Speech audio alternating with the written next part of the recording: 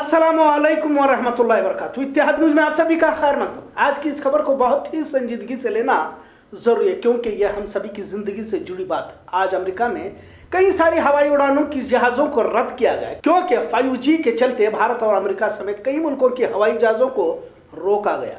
News agency PTI के मुताबिक 5G की तकनीक रेडिएशन नेविगेशन सिस्टम में दखल अंदाजी कर रही। अमेरिका में बरोज बुध से 5G सर्विस को शुरू किया गया था, लेकिन इसके नुकसानात के मद्देनजर फिलहाल हवाई जहाजों को रोका गया। आज इसी 5G के चलते न्यूयॉर्क से दिल्ली उड़ान को भी रद्द कर दिया गया। अमेरिका की 10 सबसे बड़ी एयरलाइंस कंपनियों ने 5G मोबाइल फोन खिदमात को शुरू करने को लेकर इशारा दिया था। इनका कहना है कि इससे हवाई जहाज की परवाज में खतरनाक रिकॉर्ड पैदा हो सकती है। वेरिजॉन AT&T की 5G मोबाइल सर्विसेज शुरू हो चुकी है, जिसे अमेरिका की जो बाइडेन हुकूमत ने इजाजत दे दी है, पर अब 5G को देरी से लागू करने पर भी इत्तफाक होने की बात कही जा रही है। तकरीबन 40 से भी ज्यादा मुल्कों में 5G सर्विस लागू होने जा रही है। अब आइए देखते हैं आखिर क्या है 5G मामला और इस पर अक्सर वक्तन फवक्तन तस्करे क्यों किए जा रहे हैं। यह अलग बात है कि इसके नुकसानात और इंसानी जानों की कितनी बड़ी कीमत चुकानी पड़ रही है या पड़ सकती है। इसे नजरअंदाज कर मौजूदा दौर में कितना हम इंसानी जिस्मों पर अपना कब्जा रख सकते हैं, इसका एक तरह का मुकाबला दुनिया के ताकतवर लोगों में लगा हुआ है। भले ही कितना ही नुकसान क्यों ना उठाना पड़े। पिछले अरसे से जब से मोबाइल का फितना कहिए या फिर इसे इनकलाबी इजाद कहिए, 10 साल के अरसे से अपडेट होता रहता है। मोबाइल ने क्या क्या नहीं किया। इंसान को इंसान से जोड़ने का दावा तो सभी करते हैं, पर कहीं तो इसी मोबाइल ने इंसानियत, मोहब्बत, अखुवत, भाईचारे को ही खत्म कर दिया है। अल्लाह ताला ने इंसान में जज्बात रखे हैं, एक दूसरे के दर्द को समझने की, दर्द को महसूस करने की फितरत को पैवस्त की है। तभी तो इंसान कभी हंसता है, कभी रोता है। खौफ खुदा से आंखें नम हो जाती हैं। जन्नत का तस्करा, जहन्नम का डर, कब्र की मंजिल वगैरह। फिर इसके बाद तमाम आखिरत की निशानियां भी बताई गई। कहते हैं कि कभी पुरानी फिल्मों में अगर बिना वायर के कोई फोन लेकर बात करते हुए कोई सीन दिखाया जाता तो पूरे थिएटर में लोग बतौर कॉमेडी सीन इसे मजा लिया करते थे। लेकिन 1980 के बाद इसी मोबाइल ने दुनिया वालों का हाथ थाम लिया और यहीं से कयामत की शुरुआत कह सकते हैं। लेकिन आज का मौजू कुछ और है।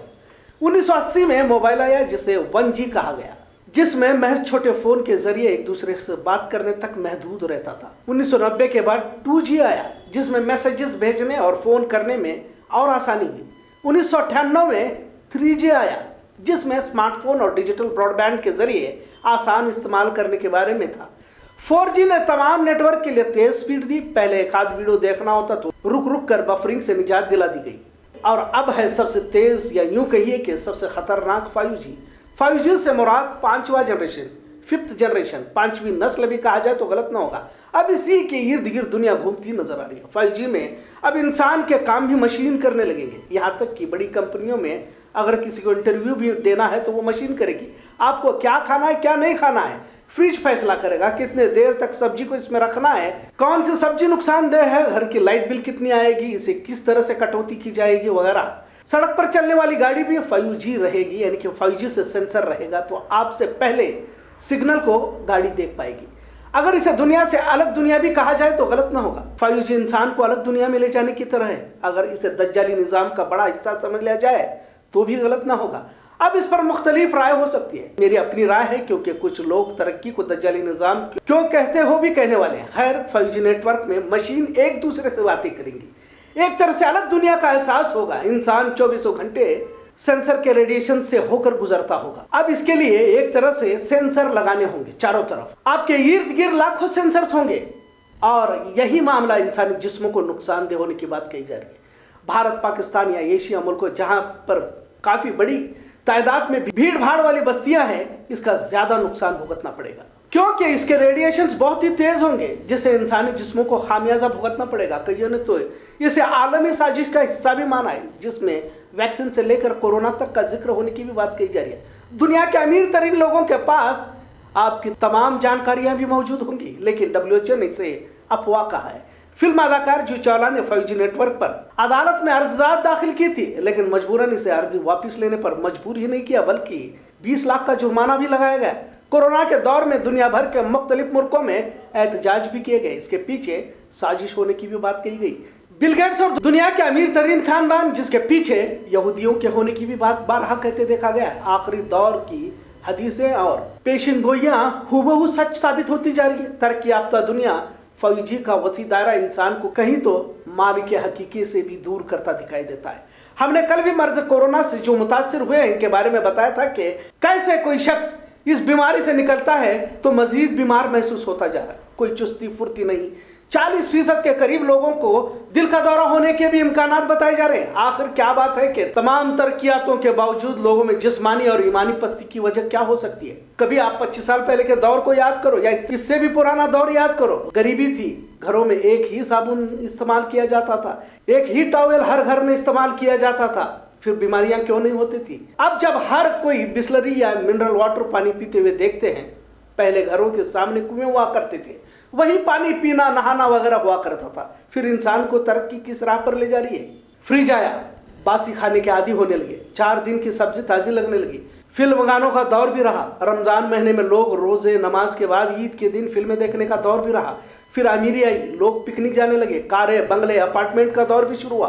मोबाइल ने तो हर फर्द को अलग अलग कर दिया और अब 5G में इंसान मशीन बनने जा रहा है। बच्चे ज़हनी तौर पर जदीद तो नजर आ रहे हैं लेकिन असल जिंदगी से कहीं दूर जा रहे हैं। अपने रब से दूरियां इख्तियार करता मासूम बच्चा भी मोबाइल का आदी होता जा रहा है। 5G रेडिएशन इंसान की जिंदगी की रफ्तार तो तेज कर सकता है लेकिन आखिरत से उतना खौफजदा न रहेगा। भले ही वो नमाजी नजर आएगा, लिहाजा 5G रेडिएशन से इंसान के दिमाग मुतासिर होने की बात भी सामने आ रही है। कभी कभी कोई बाबा अपने कब्जे में लिया जिन भी तकलीफ देता, उसी तरह से 5G रेडिएशन से हवाई जहाजों की उड़ानों में खतरनाक रुकावट आने की बात कही जा रही है। 5G के रफ्तार के बाद इंसान नजर नहीं आएगा।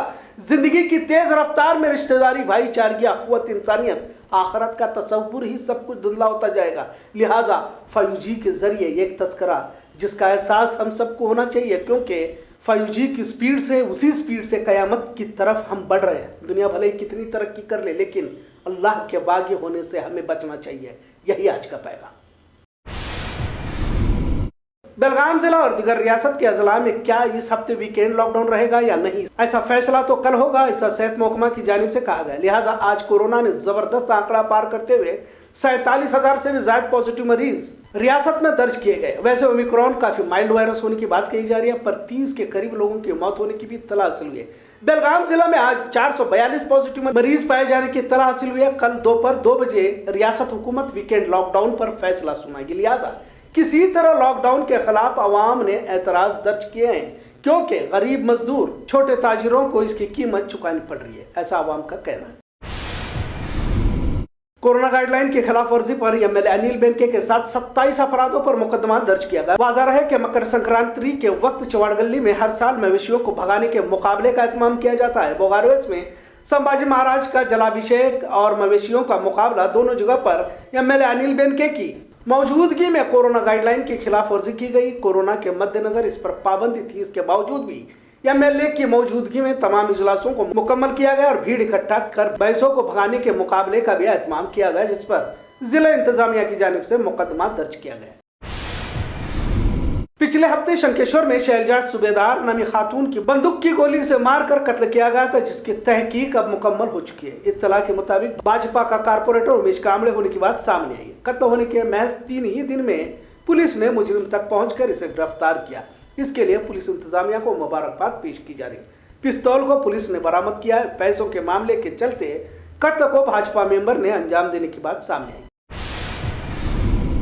पिछले महीने संगोली रायन्ना मूर्ति की तौहीन के साथ पथराव के जुर्म में कुल 61 अपराधों को गिरफ्तार किया गया था, जिसमें 124A दफा भी लगा दी गई थी। लिहाजा आज सभी अपराधों को सशर्त जमानत भी मंजूर की गई। पिछले कुछ महीनों से बेलगाम और अतराफ में कन्नड़ मराठी तनाज़ा देखा जा रहा था। बेंगलोर में शिवाजी महाराज की मूर्ति की तौहीन के बाद बेलगाम में मराठी अवाम ने एहतजाज किया, जिस पर पुलिस की जानिब से कार्रवाई की गई थी। उसी दौरान पथराव के साथ संगोली रायन्ना मूर्ति की तौहीन भी की गई थी, जिसके बाद गिरफ्तारियां अमल में आई। एमईएस का शुभम शेरके के साथ दीगर अपराधों को गिरफ्तार कर तकरीबन 1 महीना तक कैद में रखा गया था। लिहाजा आज सभी की रिहाई अमल में आई। रियासती वजीर रमेश कत्ती कुछ न कुछ बयान के जरिए सुर्खियां बटोरते रहते हैं। इससे पहले भी उन्होंने कर्नाटक के ही 2 हिस्से होने की बात कही थी। लिहाजा आज बेलगाम जिले के 2 नहीं बल्कि 3 टुकड़े जरूरी है, ऐसा बयान दिया है। इनका कहना है कि बेलगाम जिले से कई गांव हैं जो 250 से 150 किलोमीटर दूर है। लिहाजा चिक्कोडी, अथनी और बेलगाम, ऐसा 3 टुकड़ों में बेलगाम जिले की तकसीम जरूरी है, जिससे तरक्याती कामों को रफ्तार मिल सकती है, ऐसा इनका कहना है। पहलगाम की सियासत रियासत की तस्वीर बदलने के लिए काफ़ी होती है, ऐसा बारहा कहा जाता है और अक्सर मर्तबा देखा भी गया। खासकर जारकिहोली और हेब्बाळकर मुकाबला काफ़ी पुराना है और जब भी कई मौका मिलता है दोनों भी एक दूसरे पर तंज करने से नहीं चूकते। पिछली मर्तबा रमेश जारकिहोली ने तू इसका नाम क्यों लिया ऐसा कहा था। आज नाम न लेते हुए लक्ष्मी हेब्बाळकर ने कभी कभी जिंदगी में शैतानों से भी वास्ता पड़ जाता है कहते हुए निशाना साधने की कोशिश की। सूरज और चांद को भी ग्रहण लगता है, ऐसा भी माविनकट्टी में सड़क कामों को अंजाम देने के मौके पर लक्ष्मी हेब्बाळकर ने सहाफियों से कहा। लिहाजा एक बार फिर जारकिहोली बमुकाबिल हेब्बाळकर का तस्करा जारी है। खबरों का सिलसिला यूं ही चलता रहेगा। देखते रहिए इत्तेहाद न्यूज़। शुक्रिया, अल्लाह हाफिज़। ನಂದು ಏನು ನಿಮಗೆಲ್ಲರಿಗೂ ಒಂದು ಭಾಷೆ ಕೊಟ್ಟಿದ್ದೆ, ನಾನು ಮಾವಿನಕಟ್ಟಿ ಊರಿನ ಮಗಳಾಗಿ ನಾ ಕೆಲಸ ಮಾಡ್ತೀನಂತ ಅದೇ ಪ್ರಾಮಾಣಿಕ ಪ್ರಯತ್ನದಿಂದ ಕೆಲಸ ಮಾಡ್ತಾ ಇದ್ದೀನಿ. ಒಮ್ಮೊಮ್ಮೆ ಸೂರ್ಯನಿಗೂ ಗ್ರಹಣ ಹಿಡಿತೈತ್ರಿ ಕಕ್ಕ, ಚಂದ್ರನಿಗೂ ಗ್ರಹಣ ಹಿಡಿತೈತಲ್ರ. ಲಕ್ಷ್ಮೀ ಹೆಬ್ಬಾಳ್ಕರ್ ಯಾಕೆ ಹಿಡಿತಪ್ಪಲ? ಒಮ್ಮೊಮ್ಮೆ ರಾಕ್ಷಸರು ಬರ್ತಿರ್ತಾರ ಜೀವನದಾಗ, ರಾಕ್ಷಸರು ಬಂದ್ ಹೋಗ್ತಿರ್ತಾರ. ಆದ್ರ ಸೂರ್ಯನ ಚಂದ್ರನ. ಸೊ ಅದಕ್ಕ ನಿಮ್ಮೆಲ್ಲರೂ ಆಶೀರ್ವಾದ ಎಲ್ಲಿವರೆಗೆ ನನಗಿರುತ್ತೆ, ಇಂಥ ಕೆಲಸಗಳು ಆಕ್ಕಾವು, ಇಂಥ ಕಾರ್ಯಕ್ರಮಗಳು ಆಕ್ಕಾವು. ನೀವೆಲ್ಲರೂ ನನಗೆ ಅಧಿಕಾರ ಕೊಟ್ಟೇರಿ, MLA ಮಾಡಿದಿರಿ. ಅದನ್ನ ಅಧಿಕಾರದ ಉಪಯೋಗ ತಗೊಂಡು ಇಂಥ 4 ಒಳ್ಳೆ ಕೆಲಸ ಮಾಡ್ತಾ ಇದ್ದೀನಿ.